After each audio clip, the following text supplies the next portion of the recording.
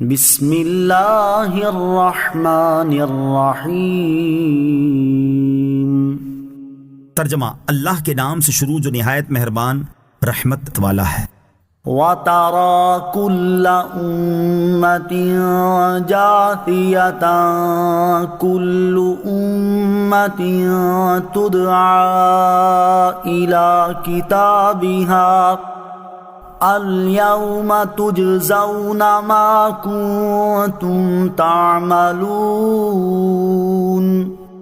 هَذَا كِتَابُنَا يَنطِقُ عَلَيْكُمْ بِالْحَقِّ إِنَّا كُنَّا نَسْتَنسِخُ مَا كُنتُمْ تَعْمَلُونَ۔ ترجمہ، اور تم ہر گروہ کو زانوں کے بل گرے ہوئے دیکھو گے۔ ہر گروہ اپنے نامہ اعمال کی طرف بلایا جائے گا اور کہا جائے گا کہ آج تمہیں تمہارے اعمال کا بدلہ دیا جائے گا، یہ ہمارا لکھا ہوا ہے جو تم پر حق بولتا ہے، بے شک ہم لکھتے رہے تھے جو تم کیا کرتے تھے۔ وَتَرَى كُلَّ أُمَّةٍ جَاثِيَةً، اور تم ہر گروہ کو زانوں کے بل گرے ہوئے دیکھو گے۔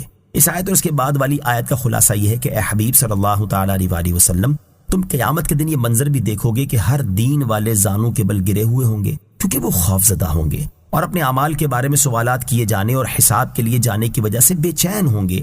ہر دین والا اپنے اعمال نامے کی طرف بلایا جائے گا اور ان سے کہا جائے گا کہ آج تمہیں تمہارے اعمال کا بدلہ دیا جائے گا، اور یہ وہ اعمال نامہ ہے جسے لکھنے کا ہم نے فرشتوں کو حکم دیا تھا۔ یہ کسی کمی زیادتی کے بغیر تمہارے خلاف تمہارے عملوں کی گواہی دے گا۔ بے شک ہم نے فرشتوں کو تمہارے عمل لکھنے کا حکم دیا تھا، تو گویا تمہارے اعمال ہم ہی لکھ رہے تھے۔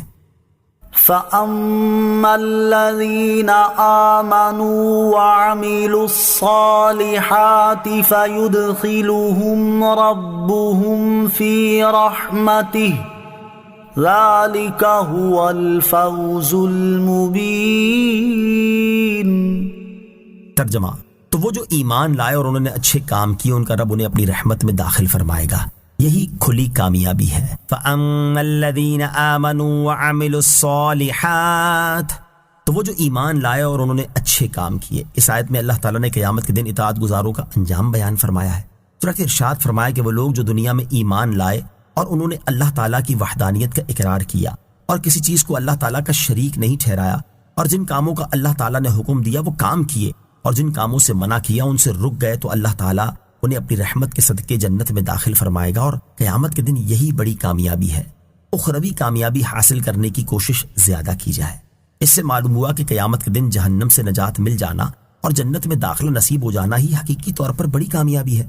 لہذا ہر شخص کو چاہیے کہ وہ دنیا کی ناپائیدار کامیابی حاصل کرنے کے مقابلے میں آخرت کی ہمیشہ رہنے والی کامیابی حاصل کرنے کی زیادہ کوشش کرے، جیسا کہ ایک اور مقام پر اللہ تعالیٰ نے ارشاد فرمایا، ان هذا لهو الفوز العظیم لمثل هذا فلیعمل العاملون۔